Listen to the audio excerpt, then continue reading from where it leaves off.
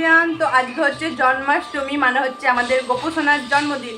তো গোপুসোনার জন্মদিনে আমরা বাড়িতে কি কি করলাম, মানে ওর জন্য কি কি রান্না করলাম, চলো তোমাদের সাথে শেয়ার করি। তো এখানে রয়েছে তালের লুচি, মানে যেহেতু গোপুসোনা তাল খেতে খুব ভালোবাসে, মানে গোপুসোনা জিনিসে তাল করতে হয়, মানে তাল একটু দিতে হয়। তো তালের লুচি, তালের ফুলুরি, এখানে রয়েছে 5 রকমের ফল, কলা, চেরি ফল, খেজুর, আনারস আর আপেল। এখানে রয়েছে সাবুর রসমালাই, মানে যেটা দেখতে অসাধারণ হয়েছে, আমার তো খুব ভালো লেগেছে। আর এখানে রয়েছে মিষ্টি, আর হচ্ছে তোমার ওই কী বলে যেন, মানে মাখন যেটাকে আর কি বলে, মানে গোপুসোনা যেটা খেতে খুবই ভালোবাসে সেইটা। আর এখানে রয়েছে মানে বরফির মতো কাটা হচ্ছে সুজি। আর এখানে গোপুসোনাকে আমি মানে চকলেটের মালা করে দিয়েছি। আর এখানে একটা বড় চকলেট রয়েছে।